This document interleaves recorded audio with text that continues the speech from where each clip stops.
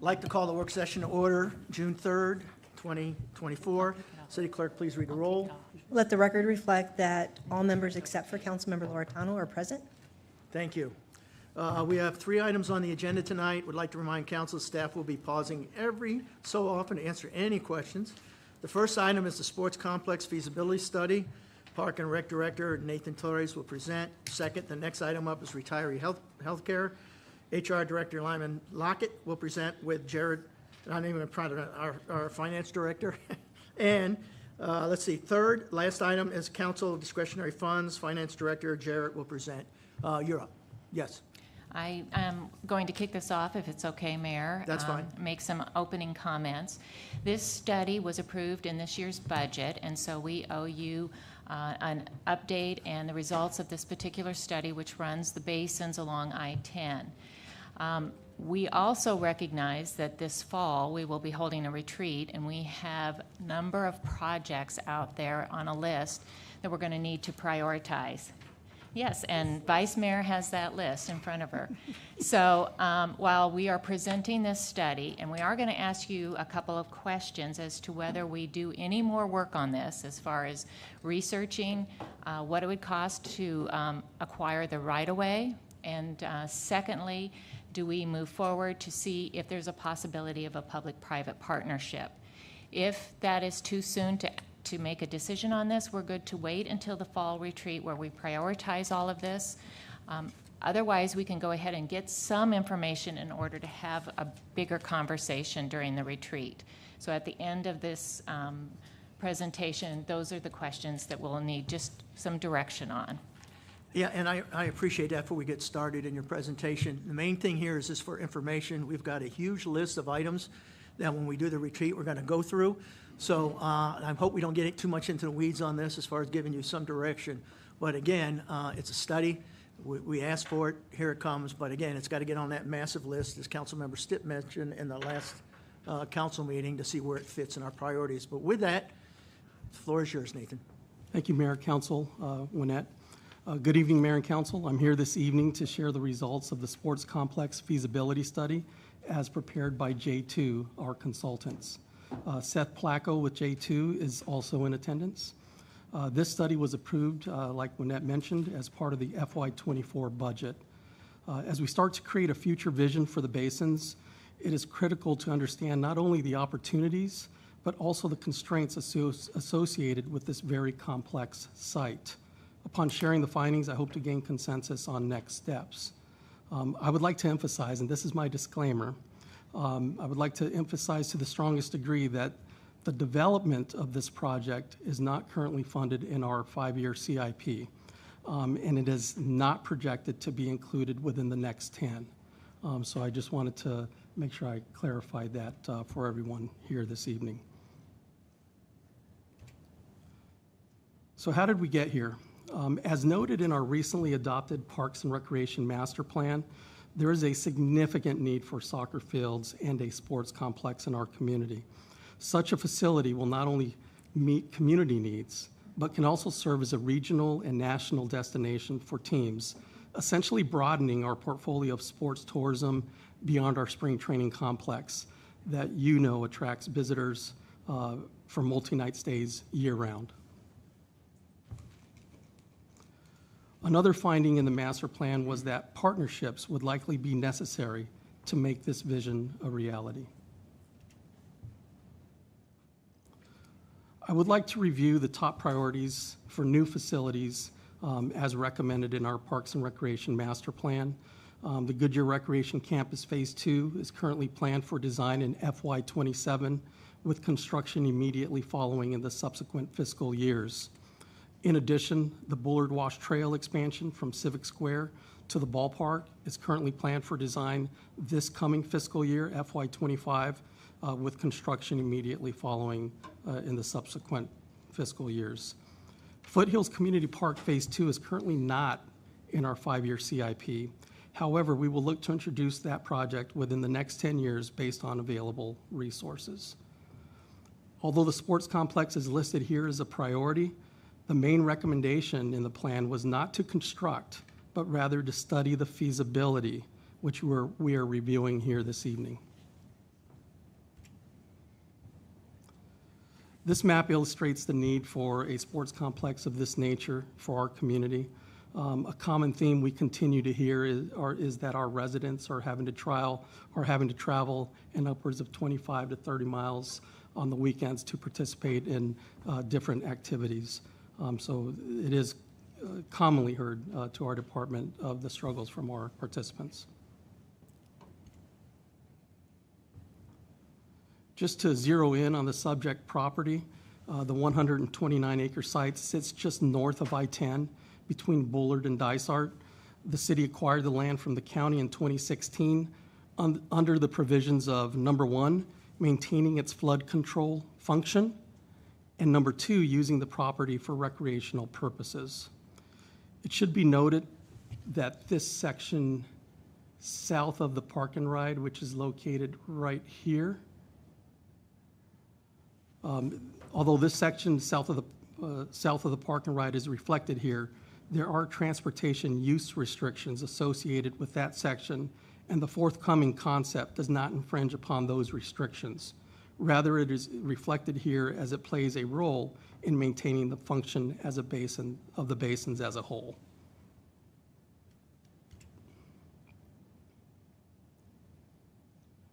So in order to develop the site, right-of-way acquisitions are necessary to, number one, ensure adequate ingress and egress from the property site to McDowell Road. The right-of-way acquisitions are also needed to allow for utility runs from the project site to McDowell. And then lastly, you noticed in this orange-red highlight here that there is a parcel, this is the Union Pacific Railroad parcel that actually breaks up our site. And so it's needed in order to have a contiguous site, those right-of-way areas would be needed. We'll talk more about that in a moment.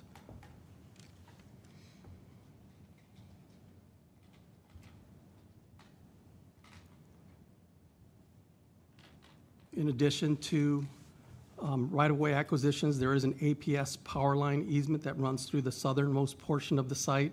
If you may have noticed the poles that have went up recently. These were carefully coordinated with our consultants to ensure that the impact to the site was minimized and that we are able still to have a functional site.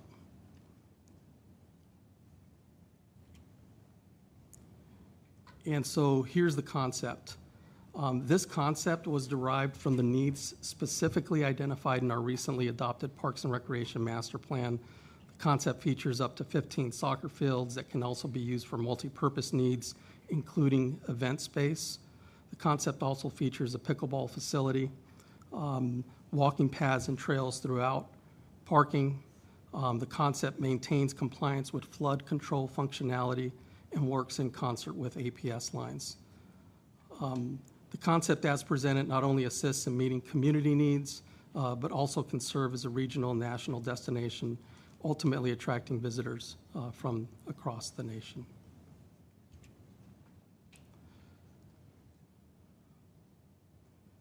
These are flood control basins, and as such, they are subject to inundation during storm events.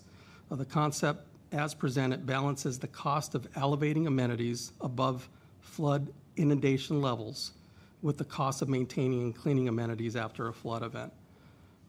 And so basically the darker areas based on this concept and the elevations that are proposed, the darker blue areas would flood and they would have to be designed to accommodate that purpose in an event of ranging from 1 to 10 years.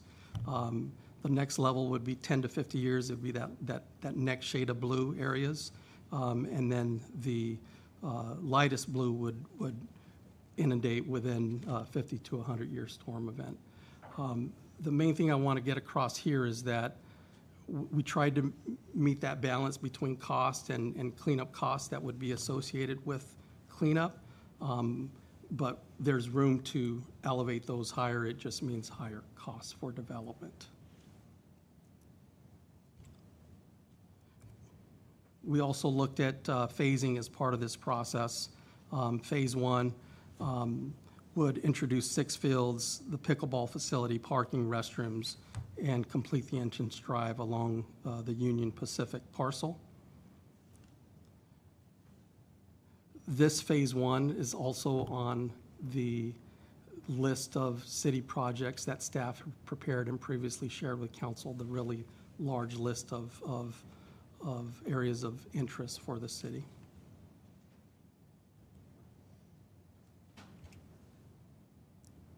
Phase 2 would introduce additional fields.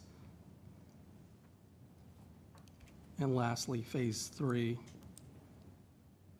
would complete the facility.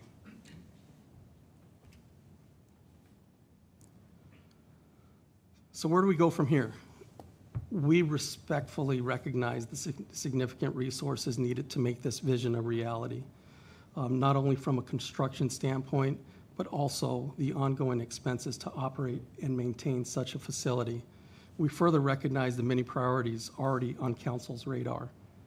So it is with that understanding staff seeks consensus or direction on next steps, essentially to continue information gathering. Number one is we'd like to continue to explore right-of-way acquisitions to gain a better understanding of financial impacts not only associated with acquiring those easements, but also the maintenance involved with us taking those over. These findings can then be brought before council for future consideration. So number one is to continue to research, not act, but research the right-of-way acquisitions. And number two, formally explore development and operational partnership opportunities by way of an RFP or an RFI. Probably an RFI seems most appropriate. This exercise will be for informational purposes only, and information collected would be shared with council at a future date as we look to find innovative solutions in delivering a facility of this magnitude. So both of these options are really just to continue not asking for any action at this point, just hoping to get consensus on, do we continue to explore and get more information? And with that, I'm here to answer any questions. Okay, before Vicki, just one real quick. Vicki's going to be up first. Do you have anything on operational? The numbers you were throwing out there, I assume that's one time? But as you know, we have some challenge. These are one time. We haven't looked at the operational needs, but I would guess based on a phase one, we're probably, I don't want to give any wrong information, but at least minimally 4 million probably for the first phase. And the reason why I asked that question is we have some challenges trying to get some ongoing to cover some one-time expenses right now as a result of our state legislature action. So anything, just one-time money doesn't concern me nearly as much as where we're going to get the operational. But with that, Vicki, who's up after Vicki? And I think that's where Mayor, that's a great point. That's where that exploring partnership opportunities really comes into play. Okay. Councilmember Gillis, you're up. Okay, okay, so I'm looking at phase 1, 2, and 3. Can you put that up on the screen, please? There's phase one. Okay, can you tell me how many soccer fields, because you're talking pickleball and other things too, correct? Correct. So how many soccer fields in each phase? So phase one has six fields, and the pickleball facility has 48 courts. Soccer fields is what I want to know, because we've got 6. 15 to 18 soccer fields that we'd like to put in, right? So what about 6. phase 2 and 3? Yep, thank you. Phase two adds an additional 6 fields, and then phase 3 adds the remaining 4. Okay, that was what I wanted to know. Okay, and we don't have any soccer fields really in the West Valley, right? We would be really considered, because they're mainly in the East Valley from what I understand, so we would really be considered the deal to have them here. So this map illustrates the closest facilities. Avondale does have Friendship Park, probably a different level than this facility here. Right. There are soccer fields that I understand will be going away soon. That's the Fear Farm area That's right what I along heard. the 101 and the 10. And then everything else is 25 to 30 Valley. miles out. Right. Feet And so, north and of we it. do have some very big, we have some great soccer teams in this area, and they have to travel quite a ways, so. Several nights a week. Yes, and we have a couple of the members, in fact, I believe that went to Paris this year got scholarships or whatever they got to go there, and they did very well. So this is a big thing for our valley, and the amount of revenue and income that could come into the city of Goodyear would be amazing. So that could help offset some of these costs too, correct? We haven't looked at Once that we get yet, going on but that, I the would thought assume. is that's how that works. That's of- logic. It's sports tourism attracts teams from across the nation. Right. Heads and beds, multi-night stays. Right. And then our local community benefits from those same facilities and amenities. Right, that's my main thing of, trying to pay for it along with partnerships and things like that, so we wouldn't have to necessarily worry about that. Cleanup, as far as cleanup is what we just did by all the cleanup we did on the washes, right? That we just finished. Is there more that needs to be cleaned up for these fields to go in, or is it what we just completed last year? There would have to be a significant amount of, not cleanup, the grading and Right, getting I the know site ready that, for I know construction. that, I mean So cleanup. We already cleaned up, so do we need to clean up more? I would say probably, it depends Not a when lot. construction starts. There, Okay. those trees and weeds will regrow again. Right, So that it- comes- It depends yeah. when we construct. But not like we just did. We did a Probably not- major not as cleanup last major, year. yep. Exactly. Okay, and so when did, I think this is something that is really needed in the West Valley, and I think it'd be great for Goodyear to be able to get it. And did this come to us before, or is this the first time it's come to us? This is the first time. This was recommended to explore as part of our Parks and Recreation Master Plan. And this that didn't was come to us recently several years adopted. ago. This was not brought to us. We did not. This was not brought to you previously. Okay. Not this conceptual design, Oh, it was brought to us. but there was That's my question. a design for Wellspring Park, which was under the purview of a board and everything else, but it was a different model and a different concept. But it did come to us. It That's was what not. I'm asking. It was not sports fields. It was not this type of It was what? concept. It was wellness, nature-y kind of. It wasn't a soccer field. No, No. That's what I'm asking. no. This does Okay. not come to you before. Okay. Okay, well, that's all I want. That's all I have. I think it would be a great idea for the West Valley. I think it'd be great for Goodyear to get it because the amount of income to our city would be amazing. Thank you. Councilmember Hampton. Yeah, no, I appreciate you bringing this together. I think I've been trying to get this study done for about 4 or 5 years, so I'm glad that it is finally completed. So I'm just looking forward to, I know it's a basic preliminary study, and you're looking for direction to explore the ROI and also the right-of-way acquisition as well. So I'm okay with those two things, those requests, because we're just still in the exploring, and we don't know the full scope of it yet. So, Sure. so I appreciate that. So I'm okay with moving forward, at least understand what we don't know yet, so we can decide if we even can move forward, because these numbers are really big numbers, and we're not even close, like you're saying, to even thinking about building this yet. But I'd like to at least still, with your two ideas, at least understanding what we don't know yet, so we can get Sure. real numbers and at least see what we're up against, if in the future we do want to build something like this. But I had a question on the right-of-way. So with the Wellspring, their whole dream was that people are going to be coming from the south through and into the area, from the City of Hope or other medical users that are in the area. Is the right-of-way also cover the southern So this, paths into under the freeway there? yeah, the Union Pacific Yeah. parcel does go through the underpass, goes through an underpass at the 10, and it does continue south, I believe to, I forget what street it is. Does that almost get into Bullard Wash? No, that's on the other side. Yeah, not through this route. Okay, but that was the dream at one Yep, point, yep. was that users would be coming, using this facility from the south, from the hospitals, from all the areas to, And as we're, if the recreate. direction is to continue to explore the right-of-way acquisitions, we would certainly look at that and Yeah. see what the impact would be if we acquire it further south. yeah, I'm okay looking at it, because we're not committing you to doing Exactly. anything yet. So we're just looking and exploring to understand, to move it to the next steps, to at least see if if even be feasible for us. And that's pretty much a continuation of, I think, of this study, is really just understanding more of the things that we don't know. So, yeah, I agree. I think it would be a good use of that space for recreation. And I know the history as well. I know you said you acquired it, but some people were wondering, like, the cost of it and what those things would be. But we got this parcel from ADOT for like $10 or something From, like from that. County. McFlood, it The was county. extremely cheap. Yeah, because we don't have very much, the city of Goodyear doesn't have much land that we could create our own destiny and create our Correct. own impact in the community. So this is one of the few pieces that we actually have control over.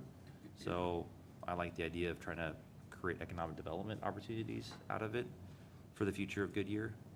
But I do understand, like I said, I'll repeat it again, because I'm sure it's gonna come up. This is way far out, and we're still just understanding what we're up against, if we even want to do it. It could be councils that I'm not even here. Sure. That actually move forward, if they decide to move forward with it, but I would like to at least continue to understand what we're up against and move forward with Thank your you. 2 requests, so that's where I'm at. So, thank you. Councilmember Campbell? Thank you. Nathan, I've got a few questions. I'm going to start with the APS lines. Are those the 69K lines that they're installing all along I-10? And is that in support of our Bullard development? Yes, I don't know the exact size of Does it them, sound feasible, though? but I believe it is. Yeah, that's what I'm thinking. It is in support of our Bullard Yeah, data centers. because that's yeah. where all of our data centers are, and that's Yeah. why it's running along that freeway. And Correct. had we not owned the land anyway, it was still gonna run, because the easement is there. Let's see, also, the railroad parcel, is that beside the shopping center? It's right Is the there. white building the shopping centers? So this actually is a Trucking.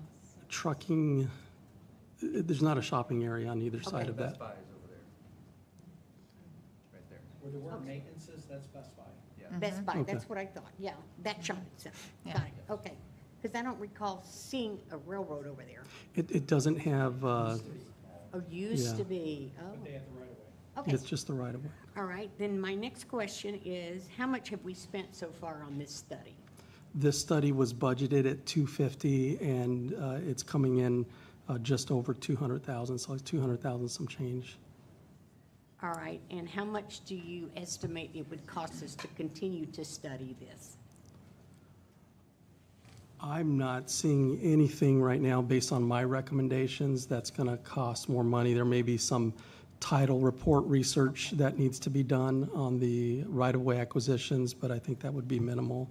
Would we be using our in-house staff on the right-of-way acquisition to find out how much it is, what it is, and who it is? Yes, we would That's ask what I legal. thought. Okay, so we'd be saving a little money there. Okay, so regarding the soccer fields, I think the soccer fields are important if we're going to do recreational soccer. I think for us to do a competitive soccer field, we're going to have more than 6 fields to run a big tournament. I know my granddaughter flew in many times to reach 11, and they have 18 soccer fields there. And they came from all over the country. And, you know, my granddaughter's a professional women's soccer player right now in Sydney, Australia, on the Sydney Football Club. So I understand how important soccer is. But then on the other hand, I would like to do it right from the get-go so that we don't have to redo anything. Pickleball is so popular, and we don't have enough courts now for our residents to have. Where I live, we do have plenty of courts, we don't need any more, but it's mainly used by those residents, so it's not open to the public to play. So I'm hoping that when we start working on our new part of the park of the community rec center area, that we take into consideration, maybe we can put some soccer fields up there as well as pickleball courts. We are planning both of those things Yeah, to be so- included in design. When this came to us years ago, it was never going to be done by the city. We were not to spend any money on it. It was a dream of someone that lived in Goodyear that thought it would be a good idea to put this thing together. They put together a foundation, they went out and they came back with Disneyland plans that were just unbelievable that it would go in that parcel, because there's absolutely no infrastructure. Correct. There's no water, there's no electricity, there's no roads, there's nothing there but dirt that floods. And we have to mitigate the flood all the time. Correct. So this isn't the ideal property, but maybe in years to come, we can do something with it. But it's gonna take very careful planning, because it was never put together that it would be used for recreational purposes. It was merely to take the water off of the freeway, literally. And I think that's really the foundation that the study, it's an engineering report. Right. I didn't go into all those engineering aspects, Right. but the feasibility is we know it can be done now, and we know what has to be done in Right. order to That's get it to right. that More point. than we knew before, because we weren't going Absolutely. to have anything to do with the Correct. park, because it wasn't up to us. The Correct. foundation folded because they could not find partners that would come in and help them fund that property. So while getting partners sounds wonderful, it's very hard to do. And it's going to take a lot of time to do. So by doing this, it's going to take us years to plan this out and even do anything. So if we do this within the next 10, 15, 20 years, I would be very surprised. I think it's a wonderful idea because we own the land, but it's going to be very, very, very expensive to put it together, even if it is just the fields. Yes. And that's all I'm going to say. Vice Mayor. I want to thank you for a comprehensive report. I won't say I read every word, but I did skim through it.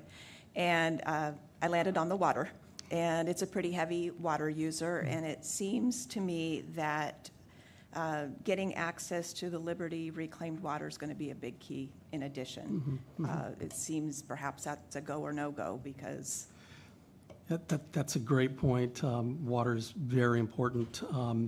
Didn't highlight it here because there are options with splitting fields and doing natural turf versus artificial turf and basically customizing the site based on your water availability. But you are exactly right. From an irrigation standpoint, it is a lift. Yeah, okay. I appreciated the parameters that you set at the beginning of the presentation, and so I would say that we should pursue the right-of-way, because if it's not this, at some point it'll be something, and we will need access in and out, besides 145th by the Mira Apartments, and so I think it would be good to anticipate and plan. And the potential partners, sure, I think that's a great idea. Councilmember Stipp.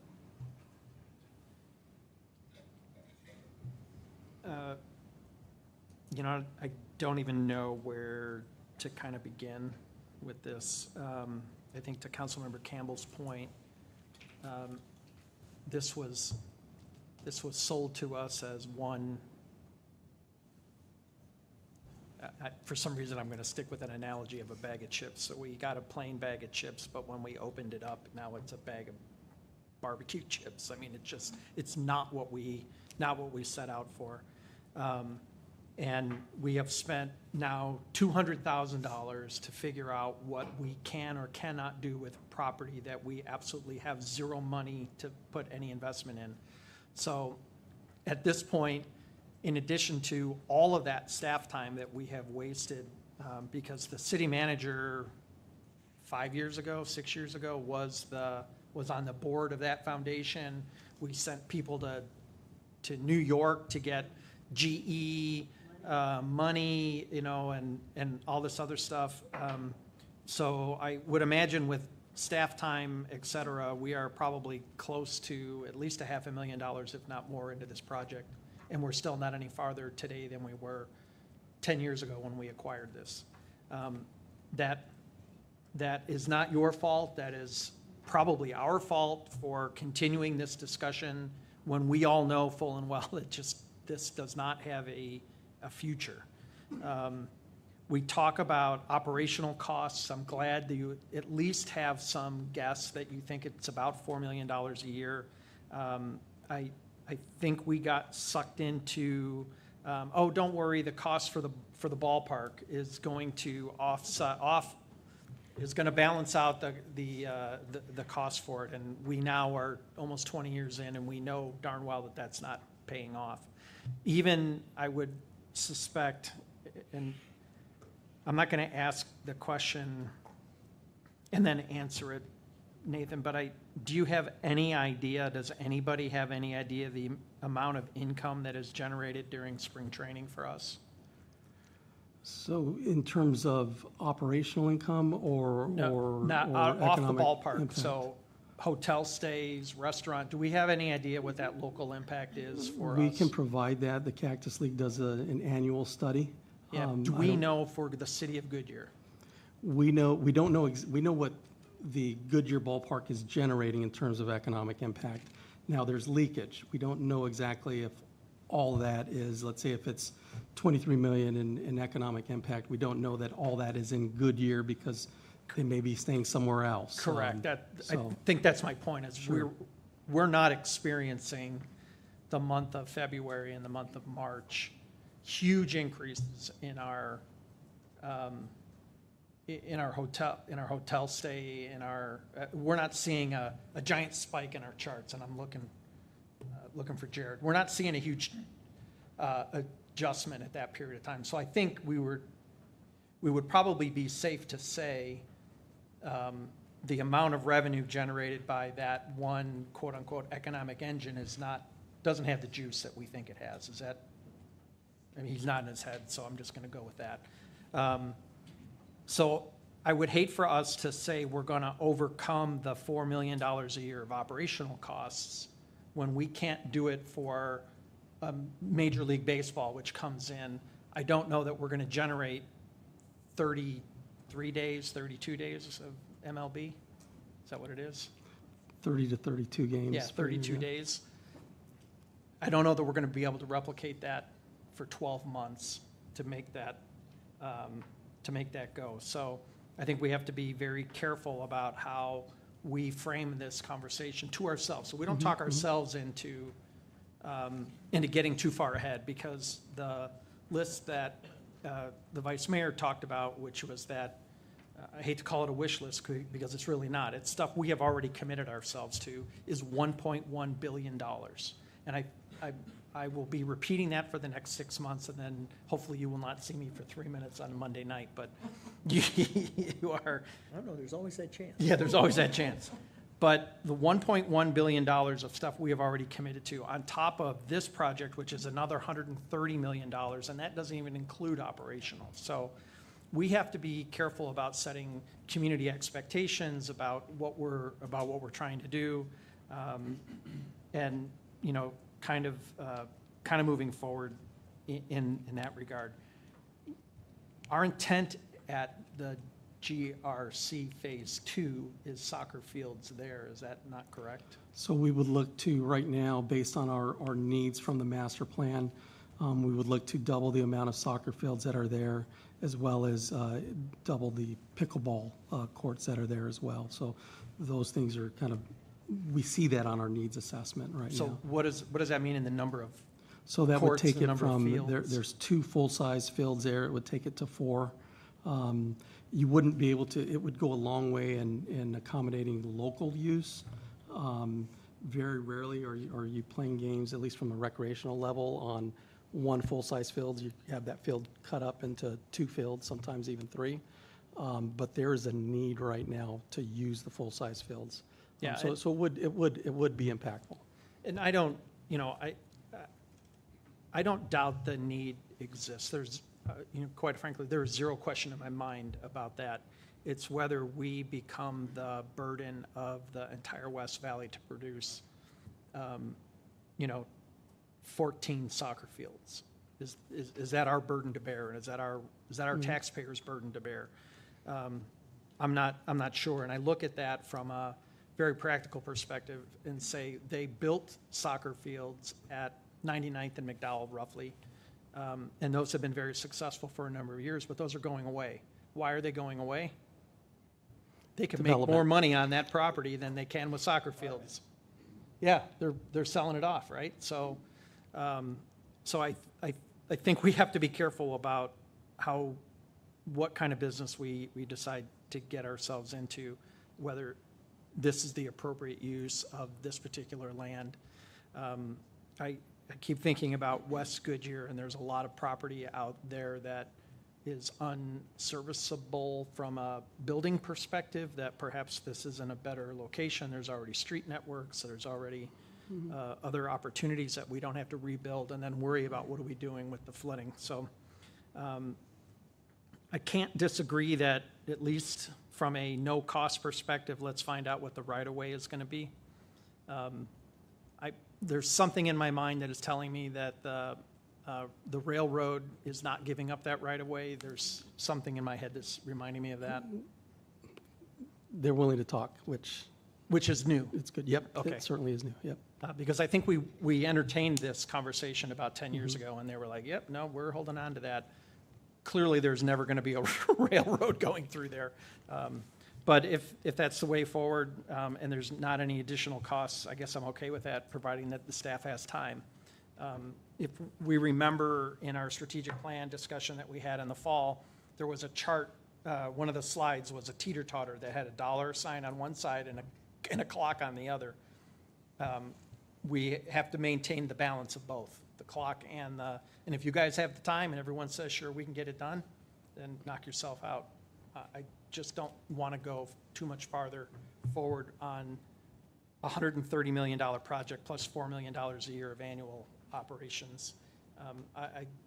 Given the other items on the list that we have currently before us, and I think this conversation will probably repeat itself later on tonight. Thank you. Great discussion. Do you have something?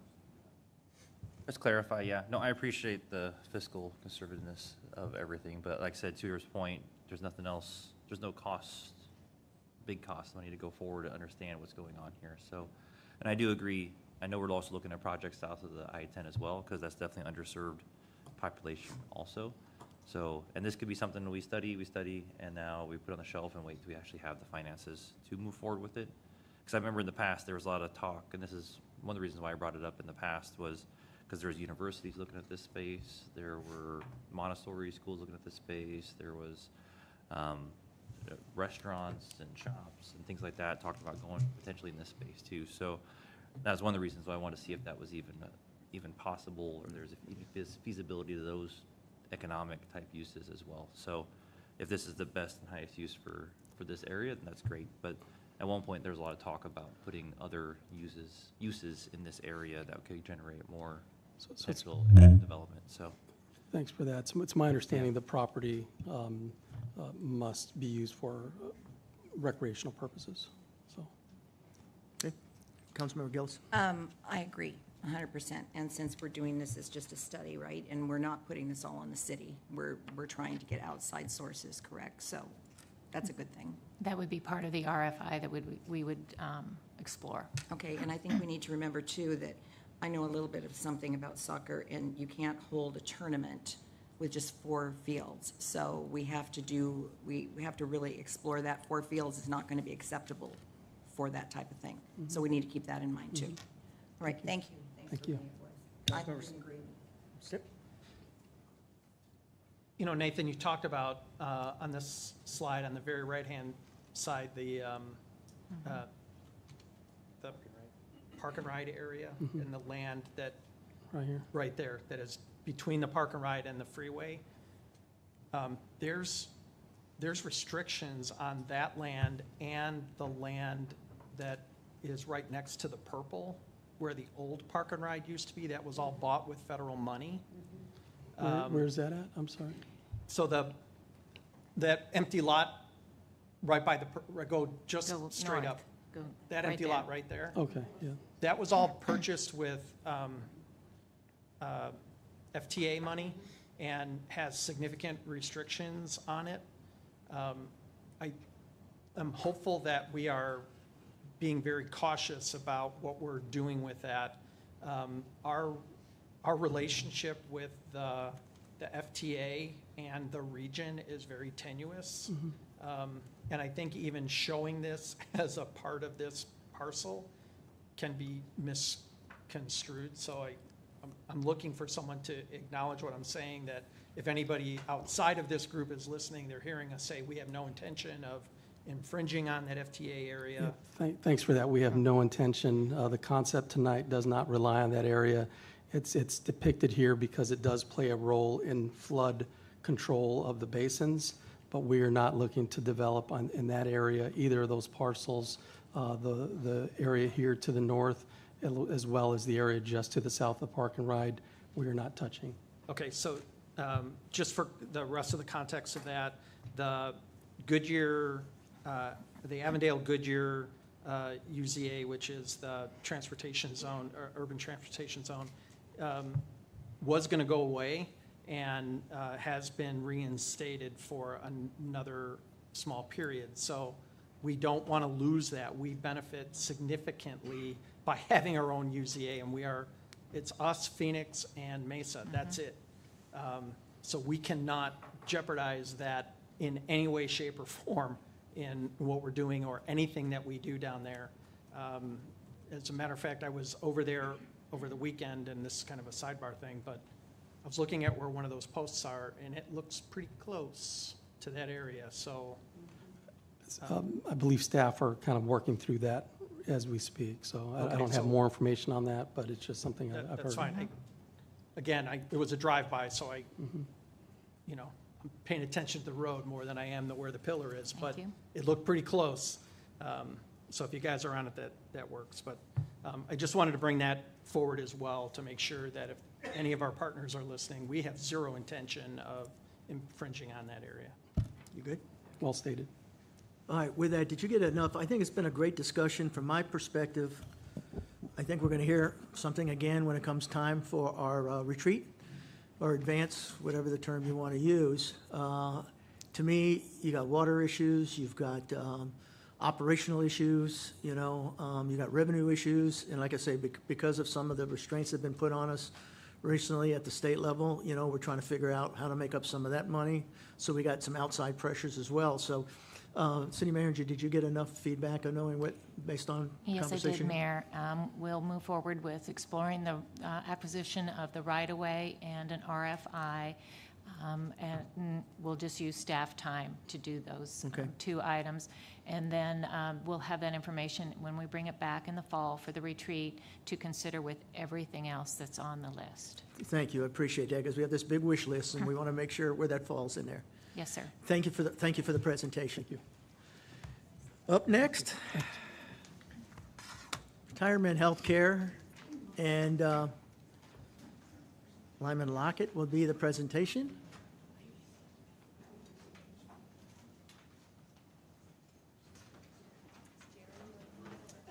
Yes.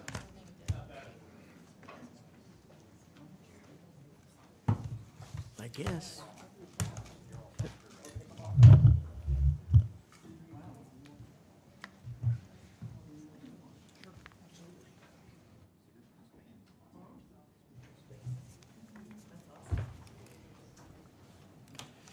Just for the public there, go ahead and introduce yourself, please, and the floor is yours. Good evening, Mayor and Council. Lyman Lockett, Human Resources Director. Jared Askelson, Finance Director. And Mayor, if I may, I'd like to introduce this next topic, retiree health. We've had several conversations about this. I've had opportunity to discuss it with all of you in our one-on-ones besides work sessions. We're going to bring the directors back in now that, so we'll have them out here.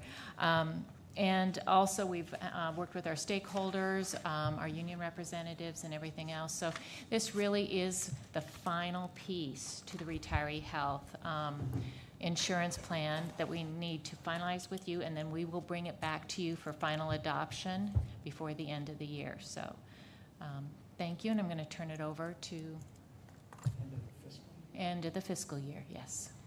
Yes, sir. So tonight, I'm here to bring back the final elements of the retiree health care plan for council feedback. These elements were areas of high interest with council during the discussions held earlier in the year. As you will recall, back in December of last year, council approved the framework for a retiree health care plan.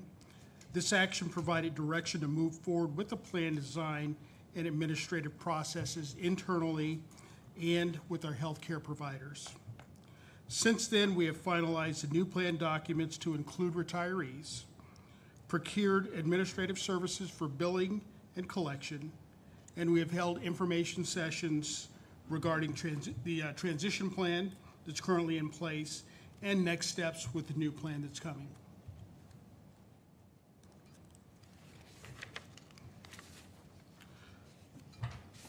So with that, I'm here to provide information and get your feedback on these final decision points related to eligibility, transition scenarios when coverage ends,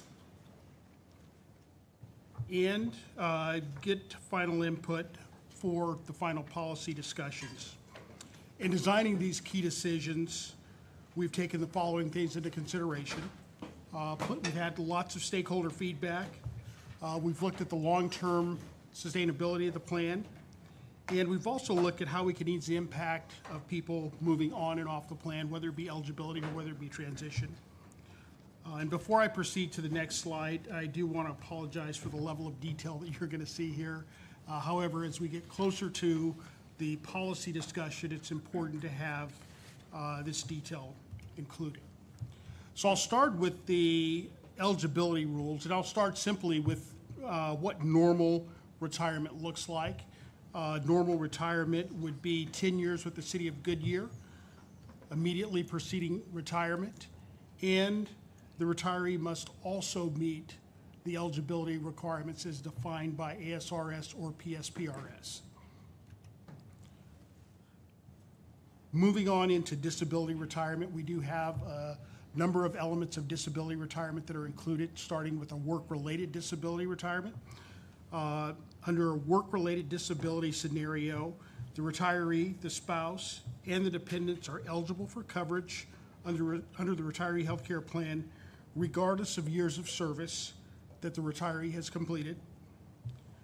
The retiree and spouse are eligible until Medicare age, and the dependent to age 26.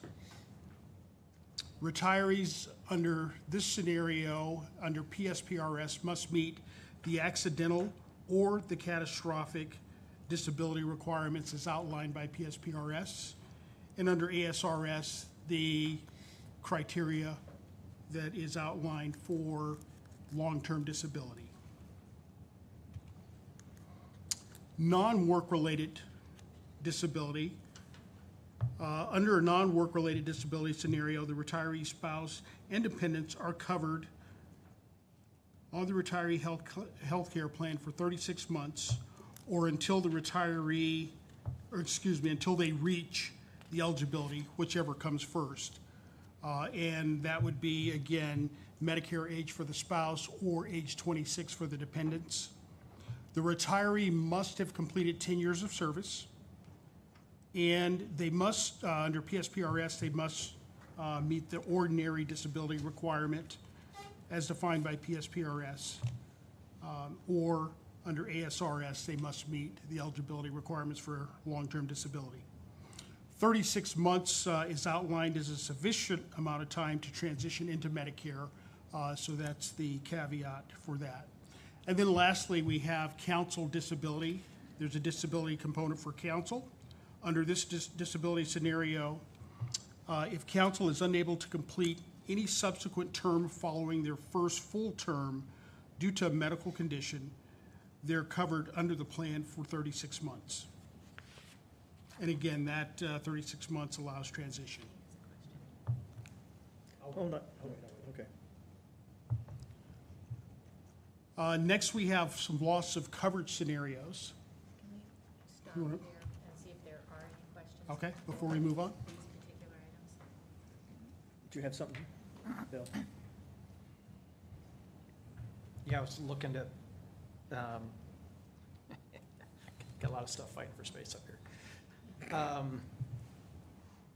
I thought we'd had some conversation, 3 years, 5 years. Can we, is that different than this? Did I That's jump the gun?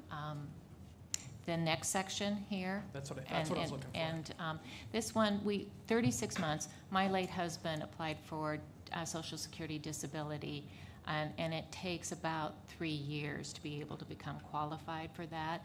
So that's where the 36 months on this particular recommendation comes from, to give them that time to transition over to Social Security disability on this. Just the medical portion. On the medical portion. Transition. Yeah. So any other questions on Yeah, this? Vice Mayor has something here. So the non-work-related disability was not included in our packet, and so would you explain why it's included now? Can Sure. we did send out an email. I read it, Okay. And we did have more conversations with our stakeholders. Union members and fire department had some concerns about if they were non-work-related cancer items. And so consideration was given to adding that back in with the 36 months, giving them that time to transition over. All right, thank you. Okay, on to Councilmember Gillis. Just so I'm clear, so the beneficiaries stay on the plan, how long after the primary goes to Medicare? Are you talking work-related or non-work-related, or both? Be both. Okay. On the work-related, the spouse, age of Medicare eligibility, or if they remarry, then they're not on there, so Right, the spouse. right. But on a non-work-related, it is up to 36 months. 36 months. Okay, work-related?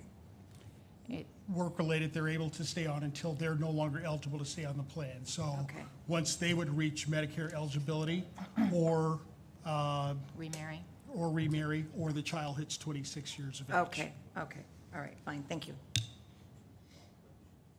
Did you have something?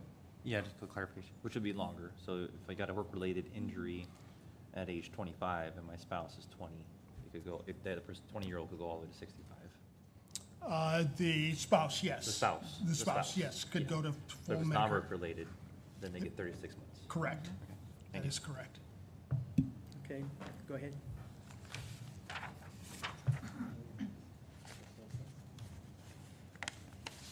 So moving on to loss of coverage scenarios. The first we'll talk about is when the retiree reaches Medicare age eligibility. At that point, the spouse and dependents would remain on the plan. And they would be allowed to stay on the plan for up to 60 months or until they reach eligibility, whichever comes first. That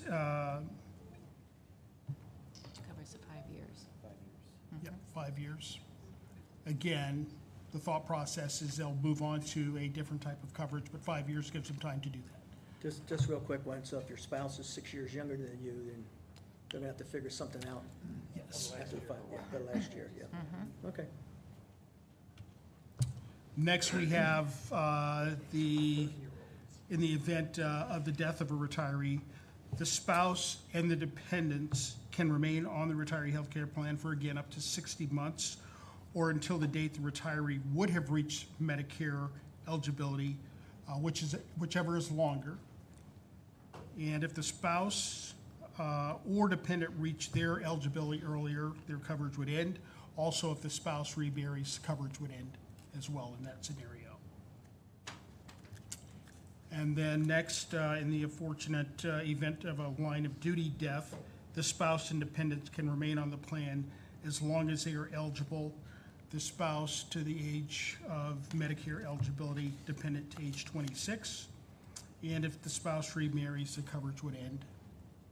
And then lastly, we have the opt-out. If the retiree opts out, the coverage ends on that next month following the opt-out of the plan. Just want to make sure I understand that. If they retire, okay, take the insurance, okay, they're under 65, go to take another job, take that insurance, then they're not eligible for the city's insurance. Correct. You Just can- make sure you clarify that. Yes. So, once you take the insurance, when you retire, you're either on it till you're 65, or if you go take another job and take other insurance, you're off of it. Correct. No Okay. gap in coverage at any point, so, Okay, I just want to make sure that's clarified out there, because they have to think when they would retire, whether they're gonna, because chances are, depending on what age they are, because some of them can retire 50, 55, they may want to go get another job, they would have to think, well, do I take that insurance to that company, or do I stay on the retiree? Because if they take the insurance of that company, they're off. Okay, you guys, go ahead. For letting me clarify, I'd like clarifying questions. So I'm 55, I retire at 55, and then I pass away at 60. Then my spouse goes for 5 years, spouse would have 5 years of coverage. 5 years of coverage. Yes. And the kid's till 26. 26. And line of duty, do we already do that, or is that new? Is it line of duty? Is that a new benefit? It's a benefit associated, their line of duty benefits in other categories. This obviously is new to retiree health care, but we want to ensure that employees that they have coverage under those circumstances. So that's new? Okay. Yes. I wasn't sure if that was a new coverage, so, yeah, so that, the extreme of that would be, yeah, you pass away in the line of duty, and then your spouse and kids can go all the way to 65, well, 26 and 65. Correct. Okay. Okay. Is that a normal, is we an outlier in that, or is that? No, there are others that have it structured in a similar way. Okay, okay. I don't have an issue with it. I was just curious if it seems like a great benefit, so I was just curious if that was the norm or not. So, thank you. Vice Mayor? On the last version of this type of coverage, it was 36 months instead of 60. So can you explain the difference in, can we afford it? I mean, is it, I'm sure you've studied the actuarials, but maybe elaborate on that. More conversations with stakeholders and trying to find a line where we draw it. Is it 36? Is it 60? And 60 seemed to be a good number. And then in doing the study and the actuarials on it, I'll leave that to you. So one of the things with the actuarial study that we had done and presented the findings a few months back is that we anticipate in that study that everyone that's eligible is going to take coverage, even though we know that's not going to be the case. So when we speak to our actuary now about these types of changes to benefits, we're talking about instances that don't happen every single time. So there's small numbers of instances. So it doesn't have that large of an impact. And we know that we're being conservative right now until we get history of what the actual usage is going to be of the benefit. So right now we're in a pretty conservative spot where the numbers that we've reported and the numbers that we brought forward with the budget are still, we're still within those targets right now. And may I add, when we initially presented this, we were going to cover them until they reached eligibility. And so this was 3 years and then back to 5 years, trying to find somewhere to draw the line in the sand. So that was our recommendation. Let me just, you're going to cover this a little bit later, the percentage that is covered by the employer-employee? I do not have it in the presentation. However, everything that you're hearing today would be 50/50. So 50, okay. Yeah, our premium rates for the retiree healthcare plan are 50% employer, 50% employee. And I think it's important for those that are listening in on this presentation to make sure that's covered. It's not a freebie. It's a 50/50 split, and I would, I don't like the word assume, but I would, as the plan gets into effect, that's one area that can always be tweaked in case you got to shift a little more because of the cost. So, but it's 50/50, and I get those questions a lot of times from other mayors and other managers out there in the public, and they think it's free. No, it's a 50/50 split, so that you're still paying, a sizable piece of that premium. So then everybody understands that. Yes? I got a dumb question. Does the line of duty, I'm not sure how you would do that as a council member, but like as a council member, I don't know how you would deny a line of duty as a council member. But I'm just curious if that's are they covered, I guess, future council members? In a line of duty death, you are actually, you die as a result of your job. Okay. So it would be an officer who is killed in the line of duty, anything like that. So that's the explanation, and it's not a dumb question, but. Okay, I guess I didn't realize, I assumed if you pass away as a police officer or while doing your job. But, It would be okay. the result of your job that you Result died. of the job that you died. Yes. Correct. So if I'm a construction heavy equipment operator here, working at the water treatment facility, and I crush myself and I die, You would be covered. You would be you'd covered, line of duty. Okay, I'm not an expert in the line of duty, so No, thank you. It's fine. All right, go on. Let me, Oh, you got, no, I want to, I appreciate the example, but I think we often associate line of duty death with public safety, but it is, that transforms to everyone on the job. Traffic control, traffic signal operator, public works, facility person. I mean, I'm not even going to suggest what the other thing might be that would perhaps be an event here at City Hall or something, all of that. And I think it's important for the public to recognize that. It's also important for our employees to understand that this isn't just a public safety benefit, that this is Right. for all of them. And having been in a community that has suffered a line of duty death, this is probably one of, short of bringing their spouse back, this is probably one of the best things we could do for somebody who suffers through that. And we can talk all day and we can pay all day about employer of choice, but when the worst case scenario happens, this is how we show who we really are. So I appreciate it being included in there. Go ahead. I think that's it. So final steps here. Based on council's feedback today, we'll include that feedback in the final policy development. We'll be bringing back the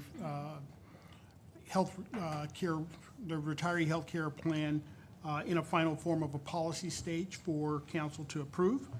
City manager will then approve the administrative guidelines. We'll have an open enrollment for the employees who are currently on the transition plan. And then we'll start the program on July 1st, 2024. And that is the final comments from me. Open to any other feedback from Anybody like council. to add anything at this point? Last question here, Councilman. What employees that have already retired are eligible for this?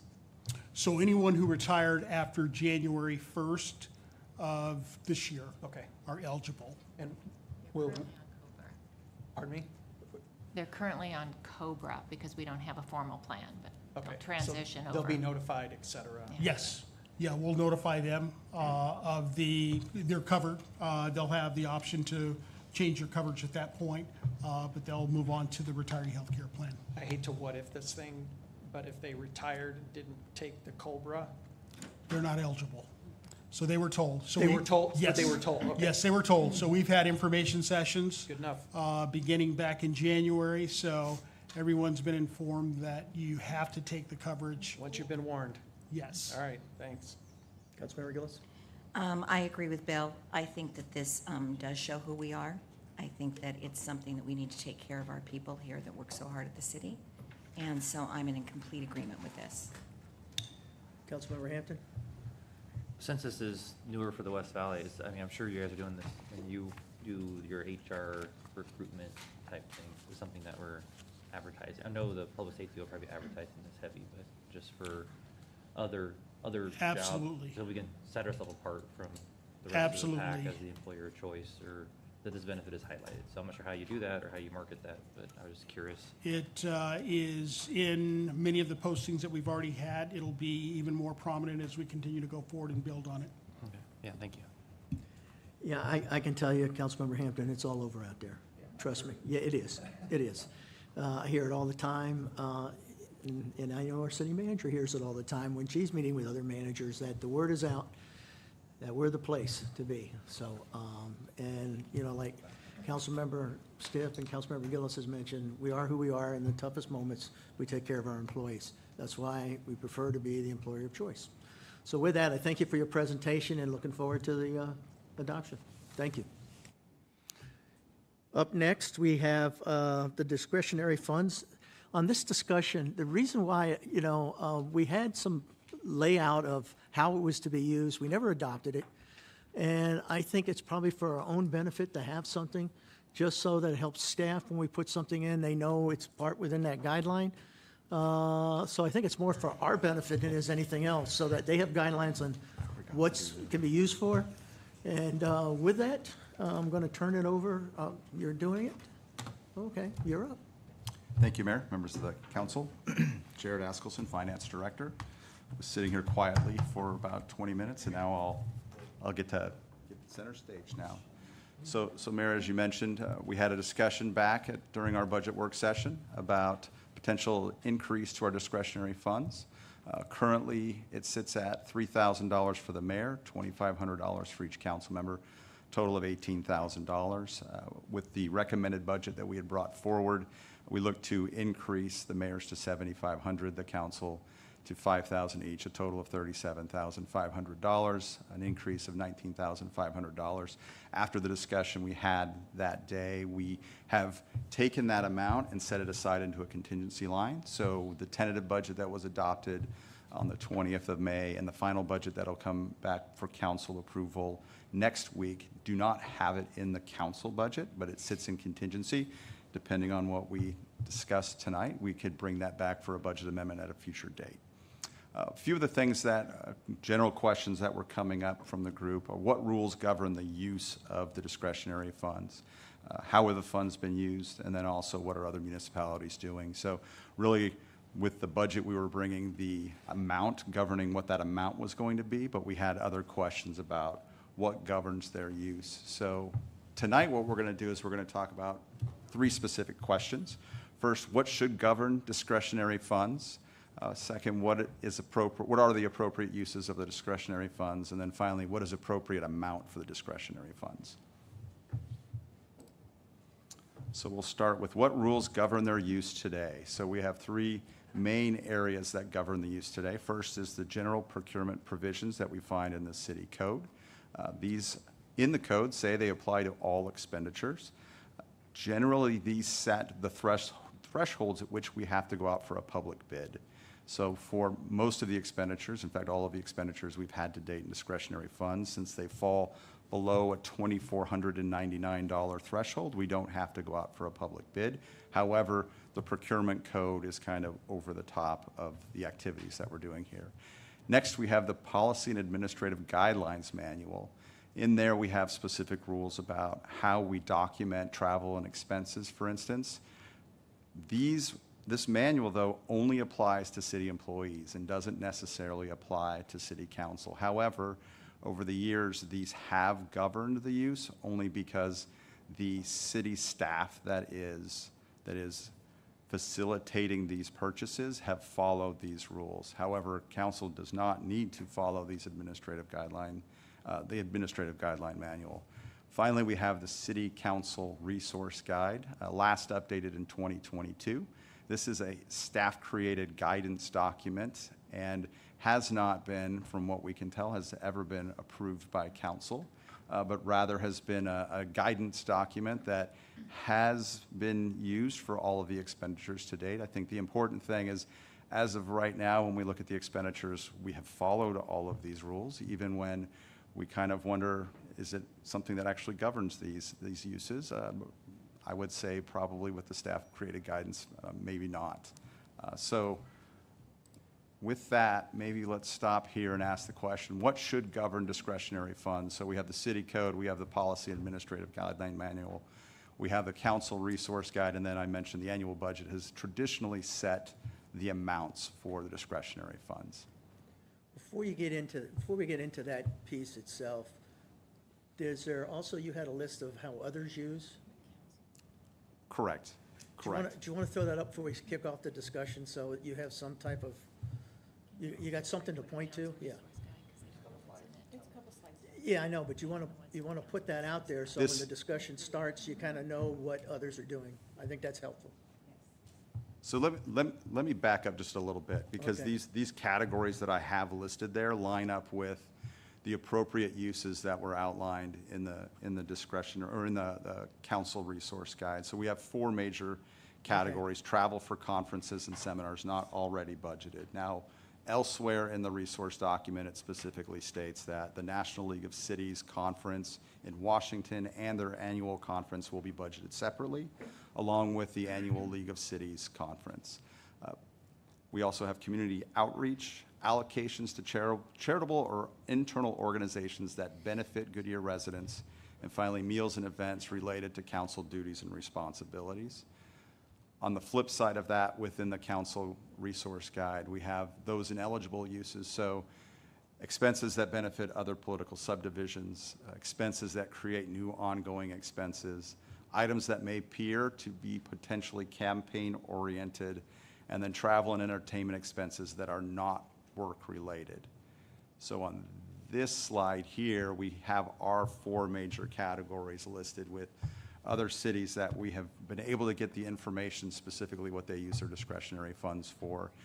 You can see universally travel, conferences and seminars across the board, community outreach across the board. When we get to charitable donations, we have to do some interpretation. So for instance, Glendale doesn't specifically say anywhere that they use it for charitable donations. However, they do have a report that they post monthly that shows the expenditures from their discretionary funds. And you can see they do make charitable donations, even though there's no check here. They do use that for charitable donations. Peoria as well, they don't specifically state charitable donations, but they do say any special projects or any programs that aren't otherwise budgeted, which leaves leeway for potential charitable donations as well.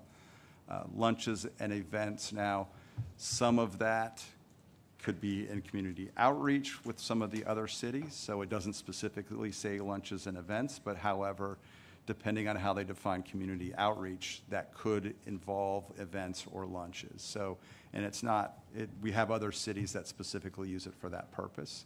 When we get to the other column, we have some other items within cities. So Chandler, for instance, in addition to have discretionary funds where a council member can make the decision on what they were going to spend that on, they have another $425,000 of funding that if 2 council members agree on it, they can fund it. So they have a separate funding source for that.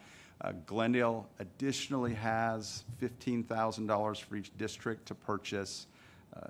If there's studies or if there's even facility improvements, those types of things that aren't budgeted somewhere else, they have $15,000 within each one of their districts for that purpose.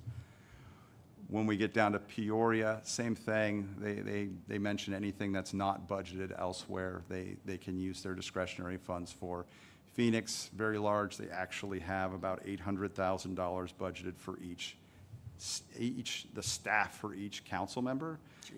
Within that, you're going to see there's a portion that's about $25,000 that's used for more like what our discretionary funds are, but they can hire staff, they can run studies out of their funds. They have some leeway with those larger budgets. And then Tempe, I like to check the box on that one because for some reason there specifically says they can use it to pay for candy at parades. So there must have been an issue at some time in the past. Just a real question, when you talk about, was it Chandler, say for example, there was a neighborhood that needed, what do you call it, speed bumps. And they had 2 council members that said, hey, that's great, then they would use that for the speed bumps? They would actually, they have a separate pot of That's money what I for mean. that, and that's actually broken, it's about $425,000, and it's broken into ongoing and one-time. So they can, with 2 council members' approval, they can access those funds. Interesting. Okay, go ahead and open it up. Who's up? Bill? Yeah, Bill, then Councilmember Gillis. So this particular slide doesn't really encompass all of the information. For example, several of these communities require the discretionary funds to be used to pay for their trips to NLC and Arizona League. That's not denoted anywhere on here. So when we look at this and we check the box for travel, conferences and seminars, it looks like we're all in alignment when in fact we are not. So I'm frustrated by the fact that we don't have this information included in here. We've also, it looks like we've cherry-picked the information that we want to go through. We're missing Avondale, we're missing Gilbert, we're missing Scottsdale, we're missing Surprise. Those are the communities that have the lowest amount of discretionary funds, and they're not on the list. But yet we've got Phoenix in here, which has a completely different animal in how their discretionary funds are used. We also probably needed some delineation between who's districted and who's not. And where's the city of Buckeye in this, who just got started? I mean, there's a lot of data that is missing from this one chart, that if this is the chart we're going to make all of our decisions on, it doesn't have all the information in it. And clearly, I'm going to be the outlier on this thing, and I'm going to save other comments for later, but we are only having this conversation because we think we should be giving away more of our money to charities. And while I don't disagree that charities do a great amount of work, we are leaving off the table the $546,000 a year that this city contributes to charities, not included in this discretionary fund. That is not even in this presentation anywhere. So, what are we doing as our benchmark? That's all I got to say. All right, Councilmember Gillis? Yeah. Can we- Do you want to answer that first? Because Yeah. I would rather have you answer The that first. benchmarks. So as far as the benchmarks that we have shown here, these are the cities that either had something published or they gave us information. Not every city responded. Buckeye, for instance, they are going to, in 2025, they're going to start a program, but at the time that we pulled this information, we didn't have anything on Buckeye. So I can say Surprise, after we published this information, we were able to get Surprise's information. And one of the things that can make a lot of this difficult is the definition of what's discretionary versus what is in their budget. So for instance, for Surprise, they have a discretionary amount, which is the one we'll show on the chart here in a few, which is $2,500. However, they have specific travel and training and mileage reimbursement lines of about $5,200. So in total, they have about $7,700, but we're looking specifically at the discretionary funds. So it does make it difficult to do an apples-to-apples comparison, especially when you have terms that say, unless budgeted somewhere else in the budget. And that's what we see a lot with the travel and conferences, is you'll see that it's for travel, it's for conferences, it's for training, it's for seminars, unless it's already budgeted somewhere else. And then each city will have a different standard for what's included in the budget. Okay, go ahead. I'm a little bit different than Bill on that. I don't think that we're just using it for charity. We are doing it for charity, obviously, for charities that we want to personally do for. It's not a lot of money that we give to them, obviously, with the amount that's on there. But it is something. It's something extra that we give out. And obviously, so do some of these other cities. But it is also for our expenses, which we don't get reimbursed for too much. And so, and we do a lot of gas, obviously. We have a lot of gas. We do go out on lunches to talk to people and do things, and a lot of times that comes out of our own pockets. And there are training courses, as Brandon pointed out before, that he took, in fact, to do some things to get better at what he was doing for his job, and I think that's a good thing. So I don't think what we've got there is a lot of money whatsoever, and I, in fact, think that I am in a different position where I think we could be doing more for this city. Especially growing like we are and the different things that we are doing right now. So I feel differently about that. Can you put back up the original chart that you had about what we were making and what you were changing? I wasn't understanding that chart. I'd like to see it again, please. So this chart here, we show the fiscal year 2024 at $18,000. The original amount in the recommended budget, the fiscal year 25, was $37,500. And then just shows the change, Of the that. increase of $19,500. Okay, so it's not a huge amount of money when you consider all the money that we put through the city every day. So that's not a lot to do for your council members to allow them to do what they need to do for the people. And if we need to take courses or do whatever we need to do to become better at our jobs. I don't think that's a lot of money. Now I understand it. I did not understand it before. I understand it now, what you're talking about. That is not a lot of money. All right, thank you. Councilmember Campbell, then, no, Brandon? Thank you. There's more slides. Oh, okay. Okay, so I can't spend my $2,500 every year, and I've been on council since 2011. I just can't spend it, and Cindy sends me an email and says, you've got X amount of dollars left that has to be expended by June 30, or you lose it. So I come up with something, but I always give it to a 501c3, simply because this is taxpayer money. I get a salary. Not much, but I get a salary as a council member. That's going to pay for whatever expenses I have, because I'm not on council to make money, and I'm not spending taxpayer money to fund what I need to do. And I just really feel that $2,500 is more than ample, because we already have our community funding money that we give to nonprofits, and all nonprofits have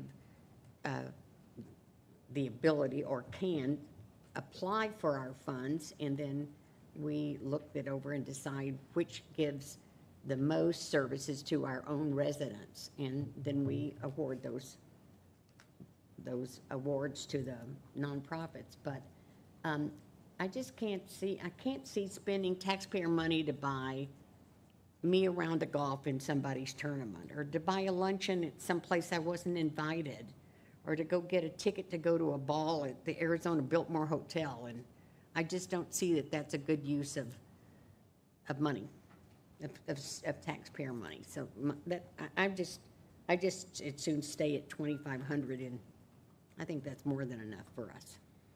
Vice Mayor, did you have something? Are we going to finish the presentation? Yeah, I'll wait. You wait? Okay, keep going.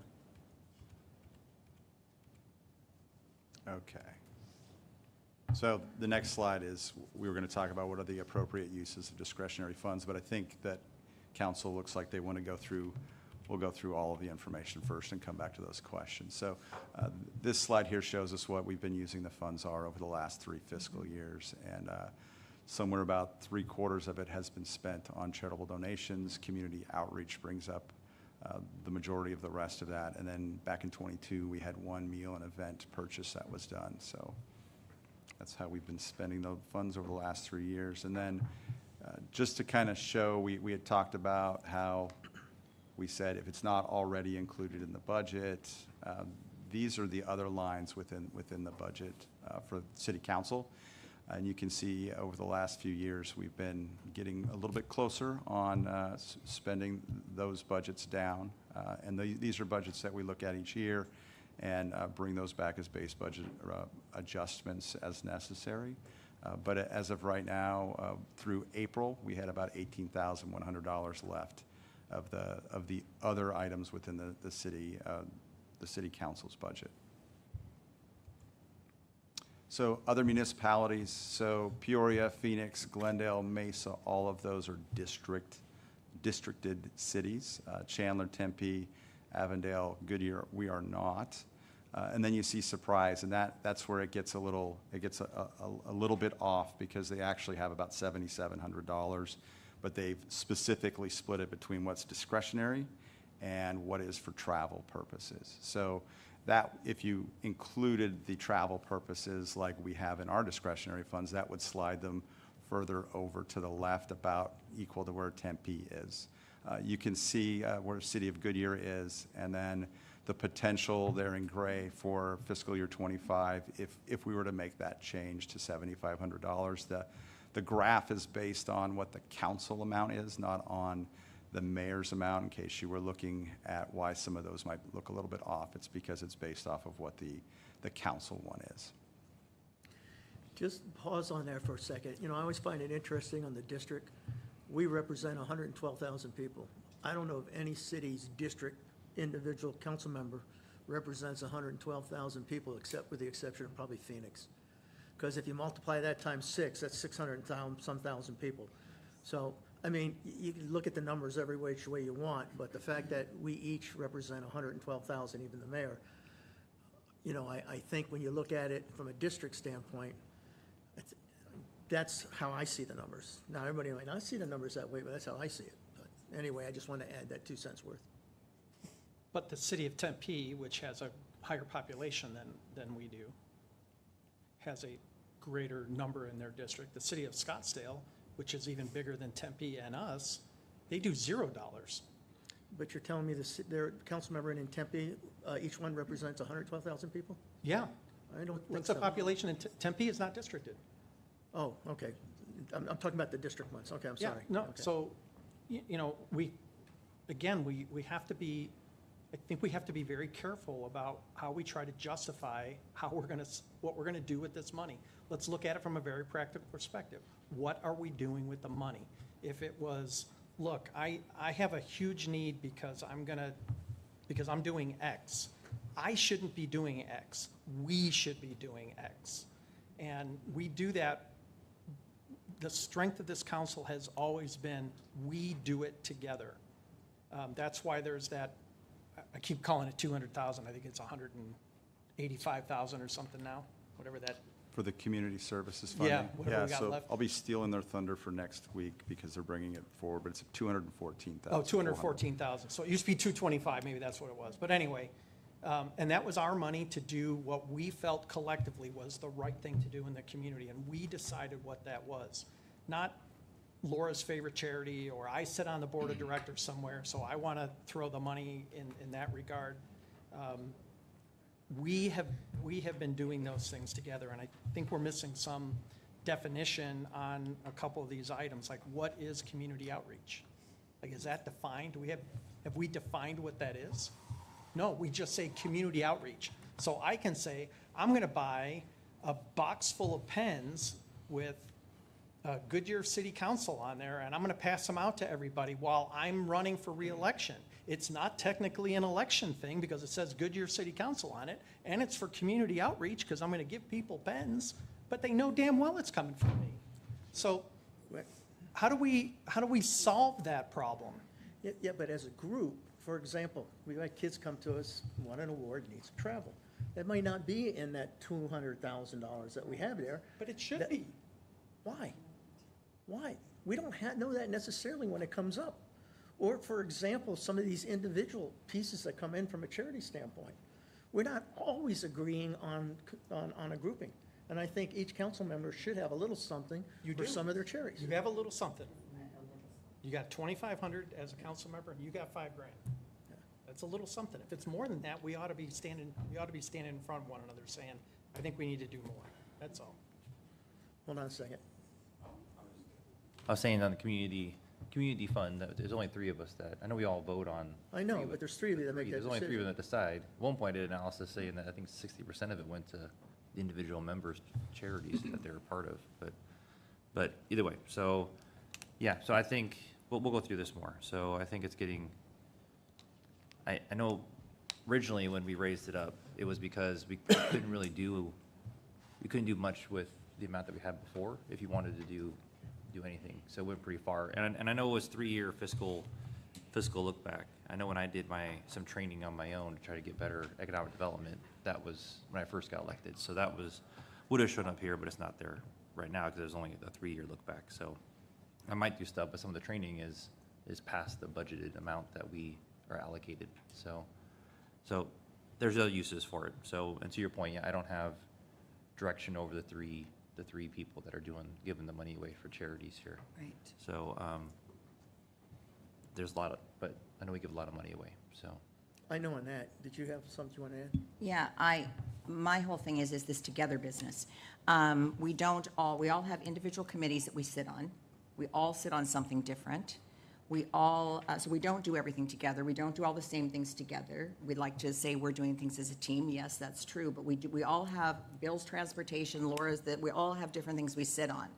And so I don't feel that there's anything wrong if you're going to meet with somebody. I know I meet with people a lot, and sometimes they pick up the bill and sometimes they don't. But I didn't take this position. You don't pay to work, okay?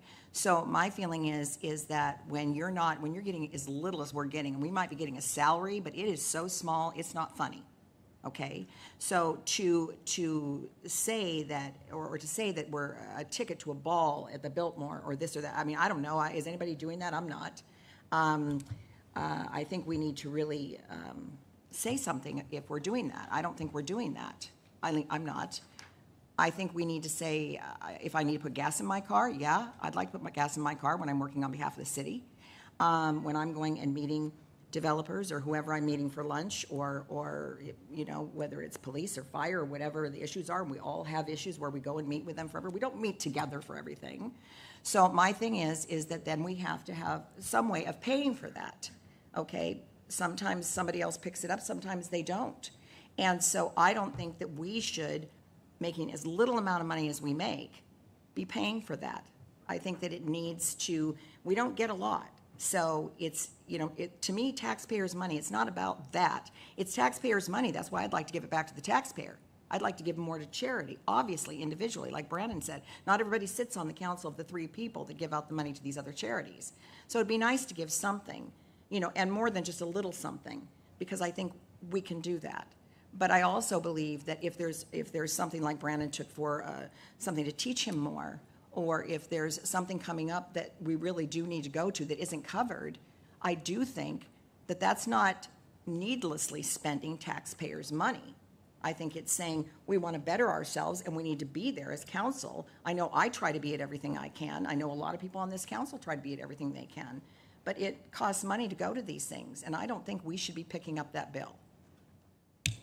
Do you have a few more slides? Actually, the last slide is to ask about the Okay. appropriate amount, so we can actually move back to, and we can go through any slide we need to, but we can go back to the 3 questions that we were looking for direction tonight. So what should govern the discretionary funds? I don't know if we've had much discussion about that. Currently, we have procurement code at a very high level. We have a policy and administrative manual that council technically does not need to follow, but has. And then finally, we have the council guidance document that, again, is a staff-generated recommendation of how it should be used. Well, can we break it into 2 parts? Can we first kind of define how to spend it, number 1? Let's get Yep. that done, okay? Once we get that done, then we can figure out the amount, whether it stays where it is or it goes up. Well, let's cut it in half, 2 pieces. So first, see if we can define, get some type of consensus with that piece, all right? And then try the second piece. Go ahead. Yeah, I'm okay with the code, because that was in my manual when I first got elected. We went through a new hire orientation essentially, and the council, I feel like it hasn't changed that much from what was originally in what we Okay. decided to use that money for. So these uses, I think are appropriate. I don't see anything that's really an outlier, so I'm okay with that portion. Okay, That's my okay. unofficial vote there. Councilmember Campbell? I was going to ask a question. Could I have spent my discretionary funds to pay for me going into Leadership West? But I didn't. I paid $900 out of my pocket to go to that class. Yes, you could have used the funds for that purpose. Oh, I didn't know that. Now you do. It's too late now. That's for refill. Now, no. Vice Mayor? I think staff did a decent job on the council resource guide. I mean, we have to start with something. I think as things come up along the way, we might need to modify it. There might be occasions where, I don't know, somebody will have to make a decision on whether or not something will be approved, and I don't know who the arbitrator will be, if that's you, city manager, or somebody. But I think there's more clarification than what we've had before. And I think that's helpful. I mean, I think we do have to remember this is taxpayer money, and I think that we should have some kind of annual report Okay. on it as well. Councilmember Stipp?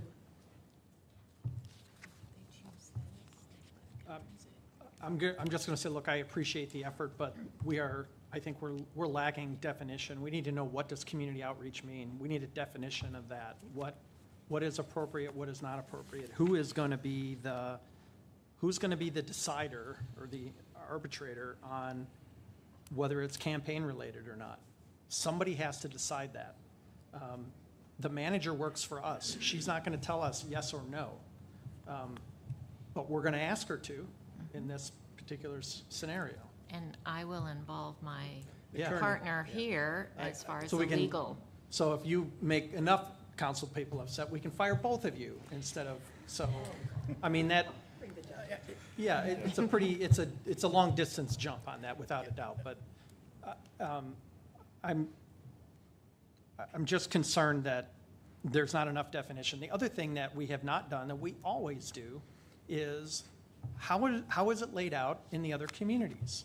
We are building this thing from scratch. We've not seen how Gilbert has done it, or how Chandler has. What does their book look like?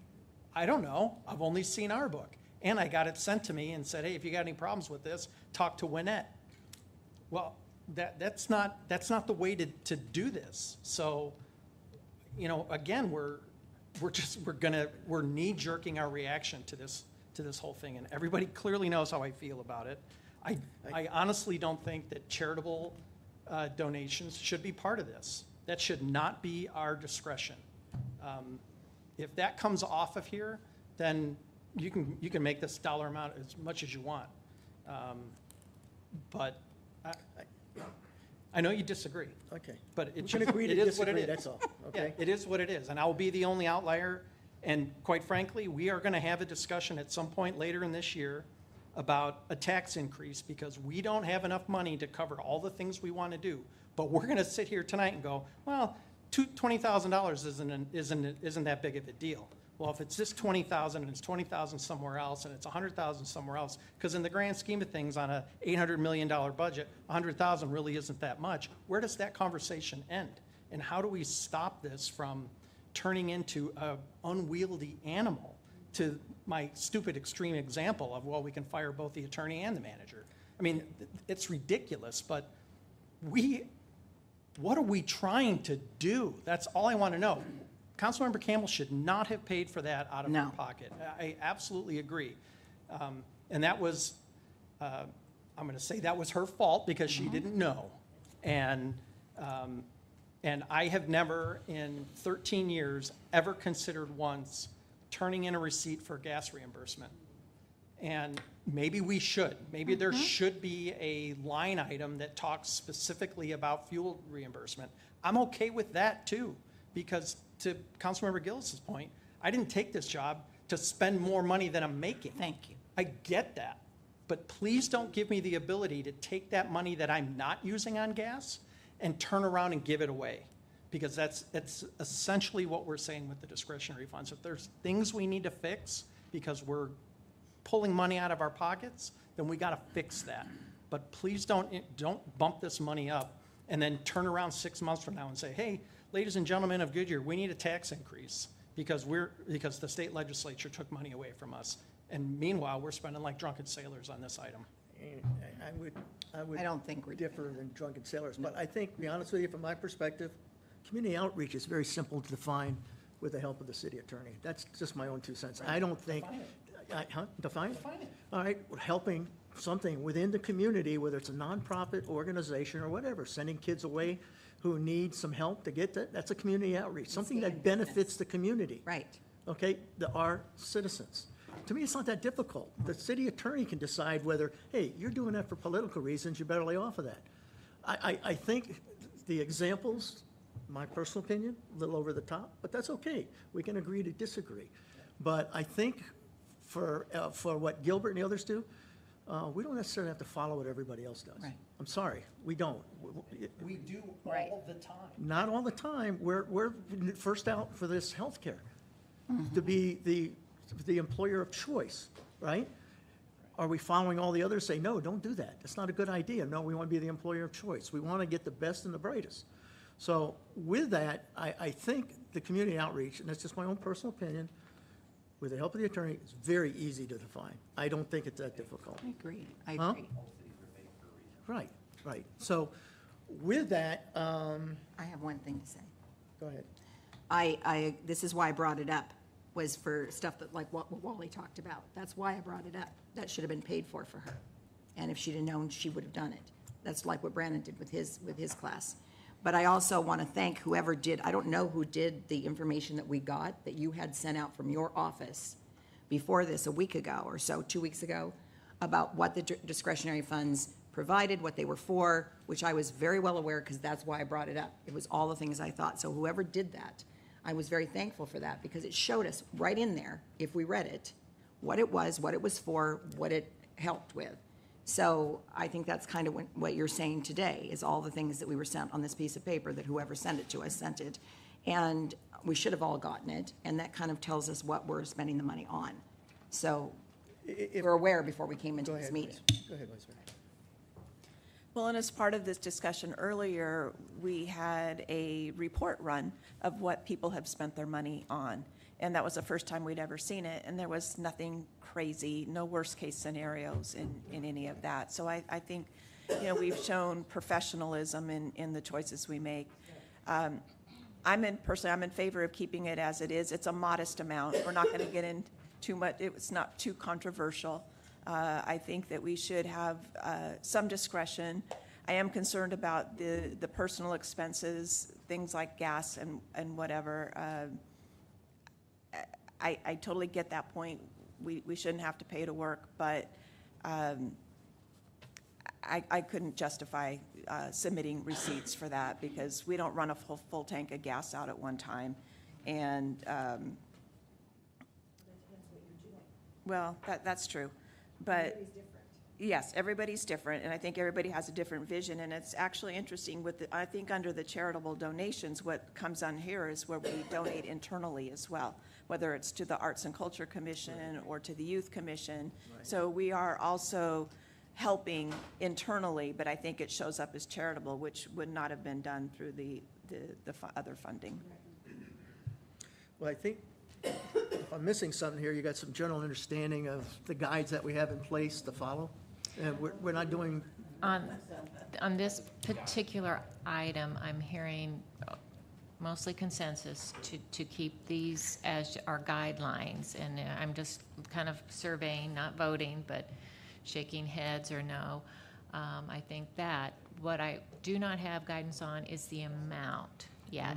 I'm hearing the amount, to be honest with you, what I'm hearing around the table here is keep it where it is for right now.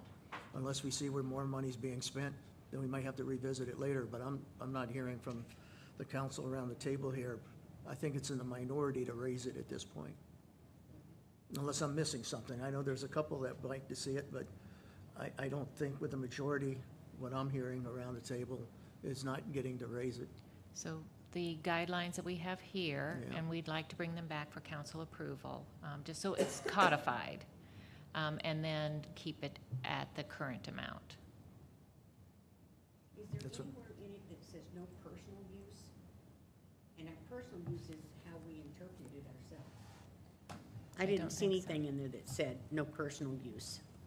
Like, I can't go buy a pot for my office, or flour for this, or, It doesn't, but when the questions come up in the past, we usually look at this guidance document and also in conjunction with the Arizona gift clause in conjunction with the adopted ethics policy. And that talks about, self-benefit.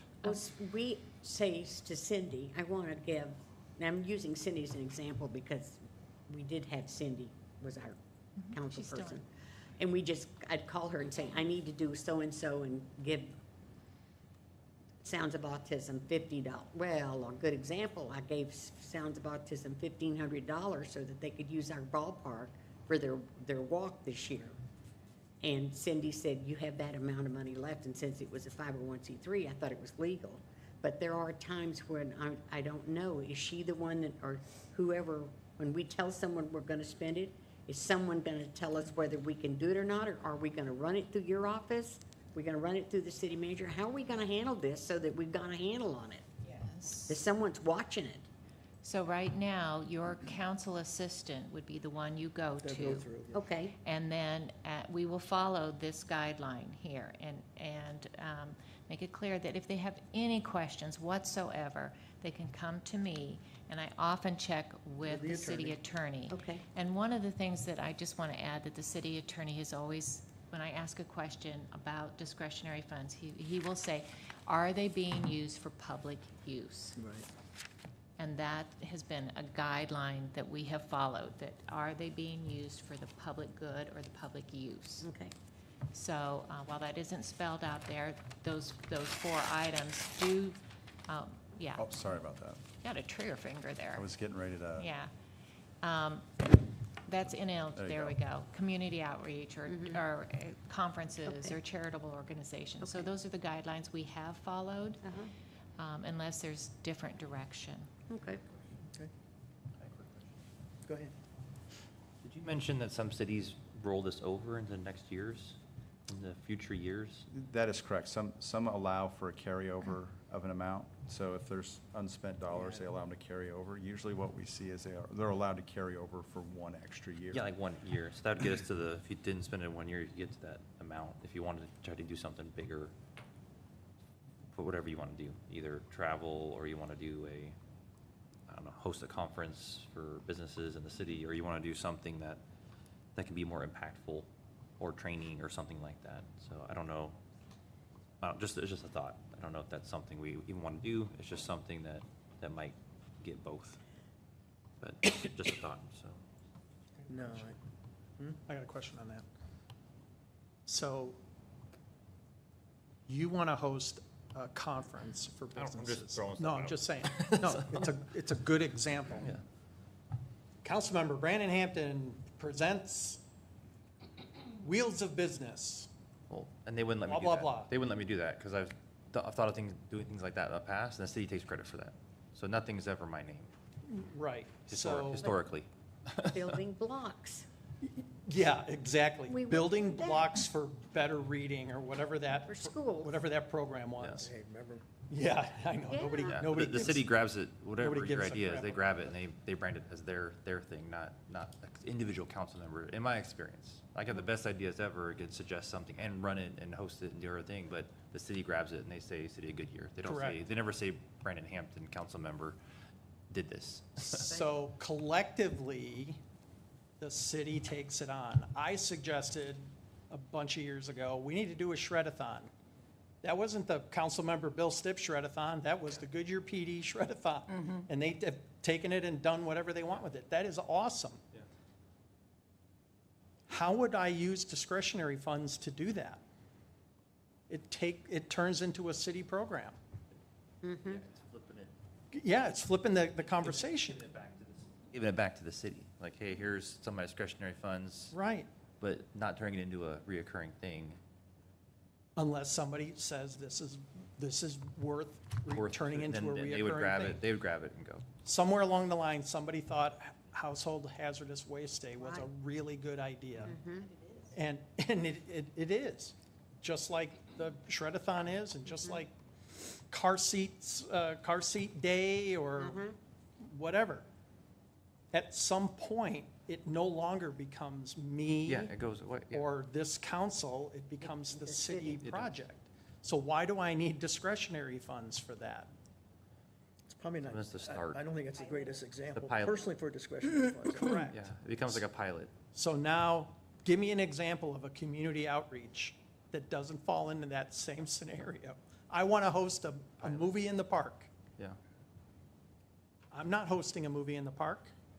the city of City Goodyear. is, The city is. yeah. You're helping support that the city's already doing. Or more of it. That's That my they're point. already doing. That's my point about the discretionary funds. So essentially, the discretionary funds, you might as well scratch the community outreach part and just talk about allocations for charitable organizations. No, I Because get- that's essentially, if you look at that list of what they gave us, almost everything on there, except for 3 items, have been a charitable donation. Almost all of them. For the last 3 years, from 7 council people, and 1 year there were 8 because Georgia's were counted in there. Every single one of those was given to a charitable organization. How would you classify count the city funding as some charitable. kids to go out on a national, because they qualified to go? Wouldn't that be a community outreach?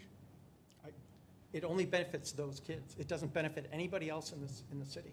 Well, they count the. But aren't they residents of the city? Wouldn't that be community outreach? I would call that community outreach. To me, that's community outreach. Yeah. And they count the city stuff that we give back to the city as a charity. Yeah, It sounds like. go ahead. Since we need to answer Winnette, because we still haven't answered her totally, I think we need, because I hear everybody saying, well, I think we're all in accordance that we don't want to raise it. We might not want to raise it to 5,000, but even Sherry had mentioned at the last meeting, even if we raised it 1,000 and went up to 3,500 rather than 2,500.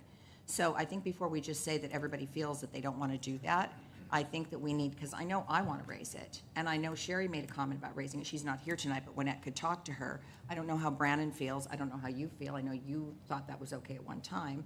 So let's look at, instead of just pushing it off, say, well, maybe look at both ways. Like even if we raised it $1,000, not to 5,000, but 3,500. So at least gave us a little bit more leeway and see what happens in the next 6 months to a year in everything that we're spending money on and all the things that we're doing. No? You can't vote, show head bob, Head bob. head bob, Does that make sense? I'm a no. okay? No, I'm absolutely no. I'm a Okay, well, Can I'm a we yes. create a line item for fuel? For those can we get reimbursed for that? Charter committee. I hate to make it specific, the candy and parade. Yeah, I no. like the big general. No, but there are expenses that we have. There is, it needs to be included in the generalness of, Let- I don't think anybody's trying to do it. Okay, let me ask We've always the been told. Hold on. question, Hold on. because manager's got something. now we're kind of veering off into the compensation in the charter. and what is considered compensation. So it does, adding fuel reimbursement qualify for compensation, which we are working with a subcommittee on the charter amendments. God, are you serious? Or is this something we can add separately here? I think you could put a mileage reimbursement or fuel reimbursement in this. In this, it would be counted against their discretionary funds.